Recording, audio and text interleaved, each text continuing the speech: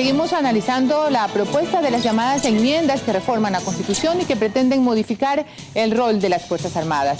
Según el oficialismo, que los militares colaboren con la policía en la seguridad interna del país ayudaría a reducir delitos como el crimen organizado y el narcotráfico. El tema lo vamos a conversar con Patricio Donoso, asambleísta de Creo, y con Roberto González, de Human Rights Foundation. Por otro lado, oposición y sindicalistas se movilizaron contra las reformas al Código del Trabajo. Los gremios reclamaron cambios consensuados. Lo vamos a hablar con el exministro de Trabajo, Roberto Gómez Mera. Buenos días, aquí empiezan los desayunos de 24 horas. Aquí empiezan los desayunos de 24 horas. Con María Josefa Coronel. Que las Fuerzas Armadas participen en la seguridad interna del Estado es uno de los temas del paquete de las llamadas enmiendas que reformarán la Constitución y que en este momento analiza la Asamblea. Juristas y representantes de derechos humanos muestran su preocupación ante esta propuesta del gobierno.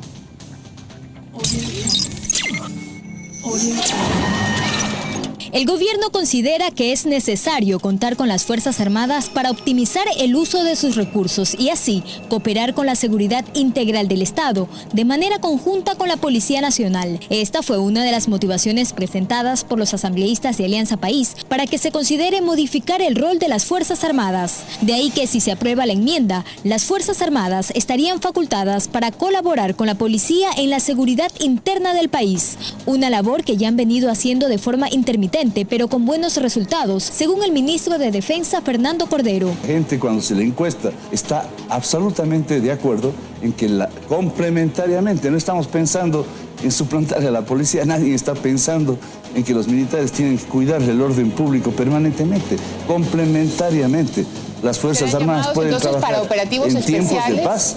Del otro lado está la jurista María Paula Romo. Para ella, este cambio en la Constitución significaría vivir en un constante estado de excepción, con los riesgos que esto implica. Militarizar el país es algo delicado y también restringe derechos, altera la esencia que tiene nuestra Constitución. Una opinión que es compartida por Billy Navarrete de los Derechos Humanos. Patrullajes militares van a afectar, obviamente, un sentido de tranquilidad, van a agregar un elemento de miedo. Si pensamos que las Fuerzas Armadas intervengan en operativos antidelictivos, el Estado está confesando esa incapacidad de que el ente encargado, profesionalizado y naturalmente ordenado para esta tarea no lo está haciendo. Según el gobierno, gracias al trabajo en conjunto de las Fuerzas Armadas y la policía, en Ecuador se logró disminuir de 20 muertos por cada 100.000 habitantes a menos de 10. Además, se han incautado más de 17.000 armas en diferentes operativos. Joana Ramos, 24 horas.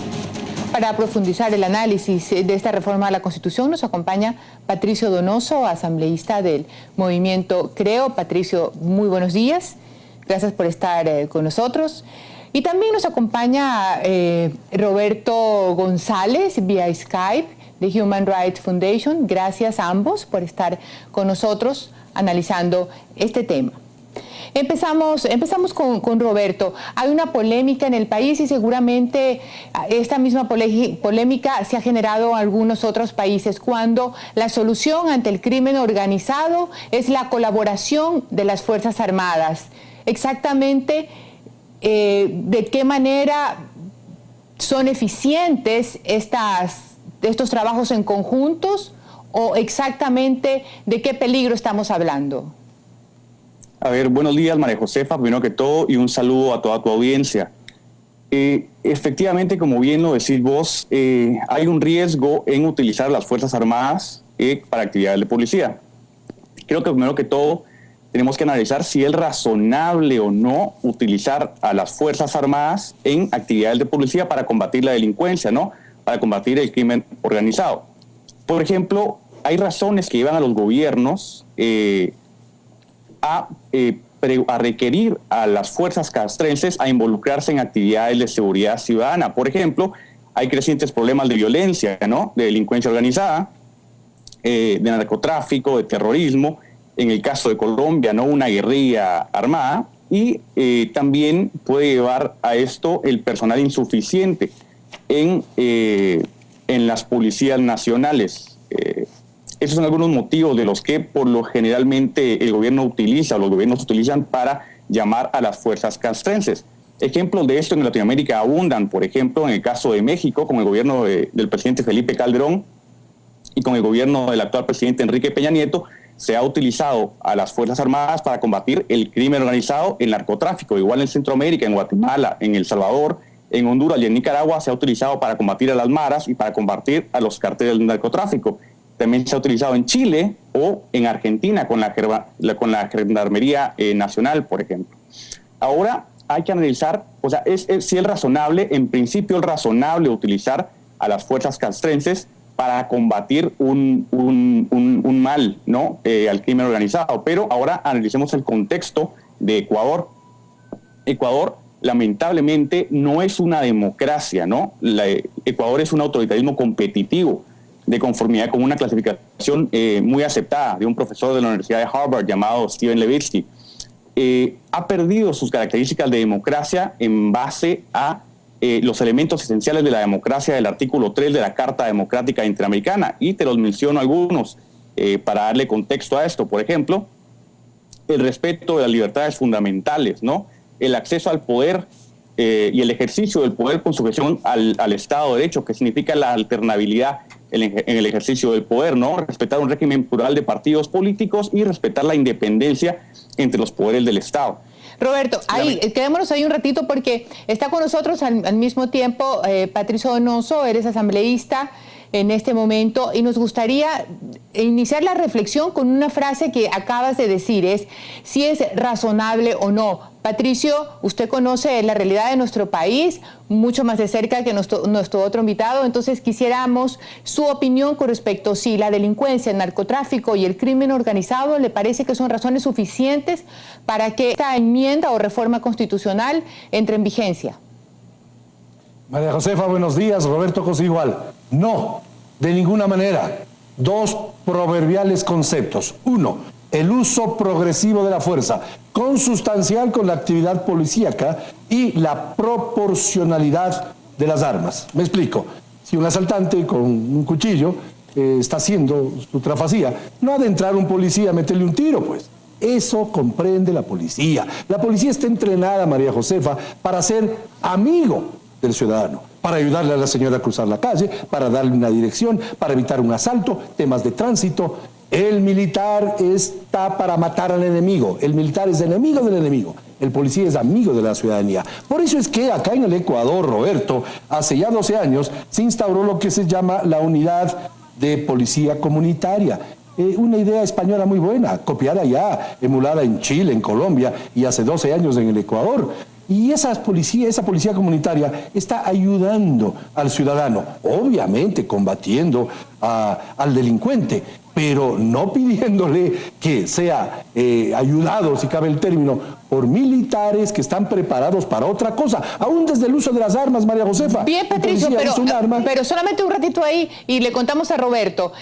Nuestro ministro de Defensa, Fernando Cordero, hace muy pocos días estuvo en este espacio y nos dijo algo que de alguna manera ya a través de nuestros reportajes lo veníamos sabiendo, que los militares colaboran de manera complementaria con la policía en ciertos operativos, básicamente para desmantelar grandes bandas de narcotráfico. Y los resultados, de acuerdo a la versión oficial, es eficiente.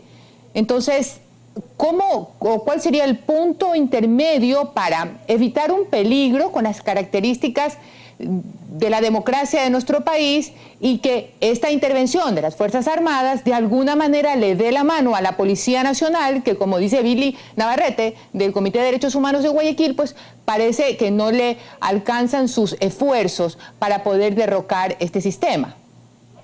El punto medio, María Josefa, y opinión pública está en respetar las funciones establecidas pretérитamente en el Ecuador a la policía y a las Fuerzas Armadas. Otra cosa es un estado de convulsión, a través del cual el régimen tiene la posibilidad de dictar el estado de emergencia para paliar ciertas convulsiones de orden interno. Pero le pregunto yo a la opinión pública, a manera de respuesta a su inquietud, ¿quién va a estar por sobre quién? ¿Qué arma van a utilizar en las calles? ¿Las pistolas de los policías o los fusiles y las armas de alto calibre de los militares? ¿Quién va a dar la orden? Porque no podemos aceptar que unos y otros funcionen en forma descodalada, de tal manera que, haciéndome eco a lo que hizo en su momento el general Carlos Calahorrano, Ángel Zapata, cuando implementaron estas policías comunitarias, hay que respetar la acción de cada institución. Una de las peores enmiendas o pretendidas enmiendas que busca el oficialismo, más allá de la absurda reelección indefinida, es precisamente el quitarle a la Contraloría, ojalá podamos hablar de eso, su capacidad de gestión, y darle a los militares la posibilidad de salir a las calles en detrimento de la Policía Civil Nacional. Roberto, te cuento que en el Ecuador las Fuerzas Armadas es una de las instituciones que se la percibe con mayor respeto y mayor confianza. La ciudadanía la tiene como una de las mejores instituciones. Entonces me tocaría volverte a hacer la pregunta, dentro de un contexto nacional donde el crimen organizado azota a la sociedad, el gobierno ha dicho más de una vez que tiene un compromiso para darle fin a estos delincuentes o a la delincuencia en sí. Las Fuerzas Armadas complementariamente pudieran, sin que esto signifique un peligro para la democracia, colaborar. ¿Existe un punto medio, para hacerte la misma pregunta que al asambleísta? De acuerdo. A ver, estoy de acuerdo con el asambleísta en un punto muy, muy claro, y es que efectivamente Ecuador no es una democracia, ¿no? Es, en nuestra opinión, un autoritarismo competitivo que está muy cerca de ser una dictadura. Pero, a ver, tampoco no creo que el análisis sea blanco o negro. Existen matices de gris en medio. Por ejemplo, no se puede ser tan categórico de decir que la policía es buena y el ejército es malo, o que la policía es mala y el ejército es excelente. Entonces hay un punto medio. Creo que un estándar razonable lo ha dado la Corte Interamericana de Derechos Humanos. En el marco del sistema interamericano, ¿no?, la Comisión Interamericana y la Corte Interamericana, la Corte ha emitido resoluciones sobre casos muy particulares en los cuales estados como México ha utilizado ampliamente a Fuerzas Armadas para la protección ciudadana. Te menciono algunos de esos casos. Por ejemplo, es el caso de Radilla Pacheco, el caso de Inés Fernández, el caso de Rosendo Cantú en México. Lo que estableció la Corte Interamericana, y que por cierto, ¿no?, las resoluciones de la Corte Interamericana son vinculantes para Ecuador, porque Ecuador forma parte del Sistema Interamericano de Protección de los Derechos Humanos. La Corte estableció que, sugirió, de hecho, aconsejó a los estados a extremar precauciones cuando utilizan a las Fuerzas Armadas en actividades de policía, y le recomendó que se utilicen en casos muy excepcionales y de manera muy proporcional, porque efectivamente, como dijo el asambleísta, los militares, el entrenamiento militar es muy diferente del entrenamiento policial, ¿no? La proporcionalidad en el uso de la fuerza y los implementos de guerra que tienen los militares y que no tienen los policías y que pueden ser utilizados de forma inadecuada. Y un punto importante, por ejemplo, el de nuestra perspectiva como comunidad internacional, lo más grave, lo que más nos preocupa es que bajo el pretexto, ¿no?, de atacar al crimen organizado, bajo el pretexto de proteger a la ciudadanía, se termine utilizando a las Fuerzas Armadas como se utiliza a la Guardia Nacional Bolivariana en Venezuela, que se utiliza no para combatir al crimen organizado, sino para atacar a la oposición, para perseguirla, para perseguir a los manifestantes pacíficos en la calle de Venezuela. Tengo solo un minuto, 30 segundos para ti, 30 segundos para el asambleísta. ¿Hay alguna forma de una vía para reclamaciones específicas en el caso que casos concretos como lo que acabas de decir se presenten en este país o en cualquier otro? Bueno, a nivel internacional hay muchas vías. En el caso general, por ejemplo, para denunciar la erosión al sistema democrático, ¿no?, y violaciones de derechos humanos a nivel internacional, se pueden realizar audiencias temáticas ante la Comisión Interamericana de Derechos Humanos, exponiendo las violaciones, exponiendo el peligro y el riesgo que significaría que el ejército realice actividades de policía. Y en casos específicos se puede acudir al sistema interamericano para hacer responsable al Estado por alguna violación determinada y particularizada, como en el caso de México o como otros casos de Perú que involucran al ejército realizando actividades de policía y que llevan, lamentablemente, o han llevado en la historia de la segunda mitad del siglo XX en América Latina, que han llevado a abusos. Bien. Patricio, y sobre el mismo tema, ¿hay alguna posibilidad que dentro de la Asamblea pueda evitarse que estos riesgos, estos peligros se den en el Ecuador en este proceso de reforma a la Constitución? He pedido que sean invitados a la comisión la Asociación de Generales y Almirantes Retirados del Ecuador, para que esos insignes ecuatorianos que hicieron mucho por nuestro país le digan al oficialismo la verdad sobre la actividad de los militares, que es defender la heredad territorial y, si es posible, matar al enemigo si somos víctimas de un ataque. En tanto que el policía es amigo del ciudadano, el policía está para atenderle a una señora a cruzar la calle. Confundir los dos términos es absolutamente equivocado. Y, finalmente, las dos instituciones son muy buenas, pero para su papel específico y no cruzándose en su mando y en sus actividades. Gracias, Patricio, y gracias, Roberto, por estar con nosotros aquí en los desayunos de 24 horas, analizando una de las llamadas enmiendas que reformarán la Constitución de los ecuatorianos. Gracias, caballeros. El ministro de Relaciones Laborales, Carlos Marx Carrasco, aclaró que la reforma laboral propuesta por el gobierno solo eliminará el contrato a plazo fijo, no los eventuales o por temporada o por obra. Esos se mantendrán, así lo aseguró. El único tipo, modalidad contractual que se elimina en el proyecto reformatorio es el contrato de tiempo o a plazo fijo. Todas las demás modalidades, contratos eventuales, se mantiene. El contrato de grupo se mantiene, el contrato a destajo se mantiene, los contratos de temporada se mantienen, los contratos de obra cierta se mantienen. Y este tiene el propósito de garantizar plenamente la estabilidad laboral para acabar con esa figura de trabajador gitano que deambula de empresa en empresa. Para hablar del tema de la reforma laboral, nos acompaña el doctor Roberto Gómez Mera, exministro de Trabajo, a quien le damos la bienvenida. Gracias, Roberto, por estar con nosotros. Yo creo que sería interesante dejar claro qué significa este contrato, este tipo de contrato, tiempo o a plazo fijo. Como no, muchas gracias por la entrevista. Efectivamente, ese contrato a plazo fijo, pues existe desde hace mucho tiempo. Antes no había límites y la reforma que se hizo fue establecer un máximo de 2 años, ¿no? Entonces se hizo así porque hay actividades que efectivamente duran hasta 2 años. Eso es una realidad de carácter económico, que no se puede comparar con los contratos eventuales o por temporada, que tienen un término, ¿no? Y es relativamente por poco tiempo. Entonces, estos contratos a plazo fijo hasta por 2 años se dieron para satisfacer esta actividad económica. Pareciera entonces que va a aumentarse esta seguridad laboral de los empleados en el Ecuador con esta reforma. Ya no va a haber la posibilidad de que por parte del empleador exista un visto bueno antes de estos 2 años.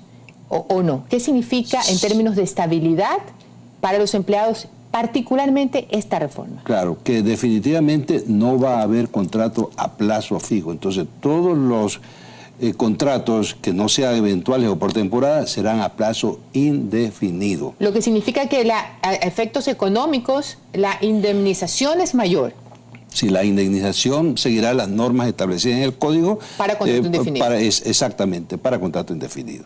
Entonces, eso es una medida de carácter laboral, pero que tiene incidencia en el aspecto económico, ¿no? Entonces, tradicionalmente se ha considerado que en materia laboral hay que mantener una equidistancia.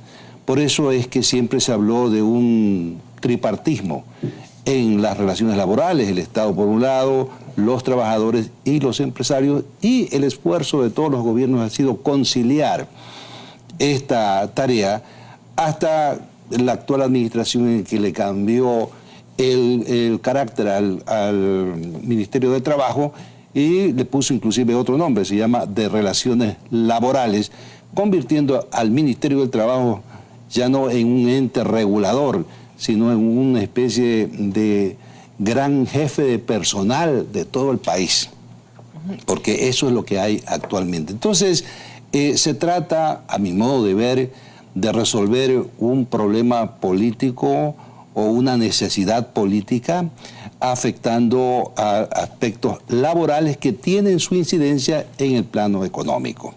Y de eso, pues, habría que establecer eventuales beneficios futuristas, como por ejemplo la afiliación de las amas de casa con todos los beneficios que da el seguro y la pensión jubilar, pues que será allá por el año 30, más o menos, 2030.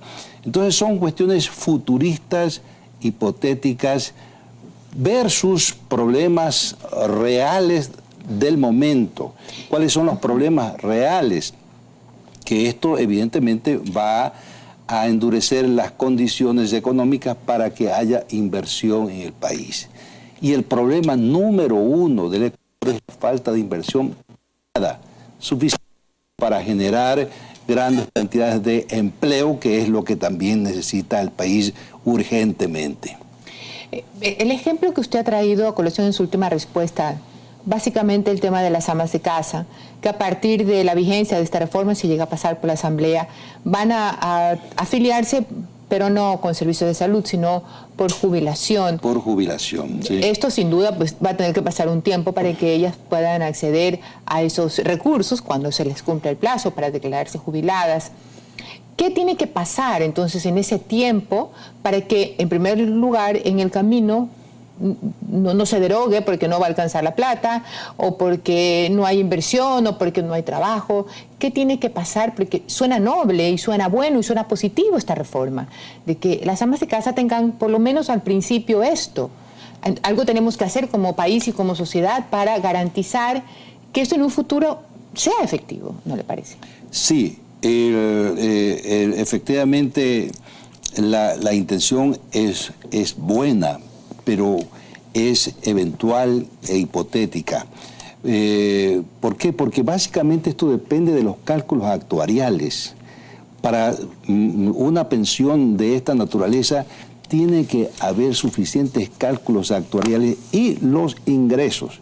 Se ha propuesto que sea por parte del Estado y por parte de los trabajadores actuales, ¿no? Con lo cual ya comienza el primer perjuicio a los trabajadores, que es la disminución de las utilidades. ¿Usted cree que eso, por ejemplo, ya pasando a ese tema, que eso es un tema constitucional? ¿Esa reforma legal no viola el principio constitucional? Por supuesto que si la Constitución dice que los derechos de los trabajadores son irrenunciables, pues no entiendo cómo se puede establecer esta reforma que limita las utilidades. Ya no como se dijo hace unos meses que era para los trabajadores de las empresas telefónicas, ¿verdad?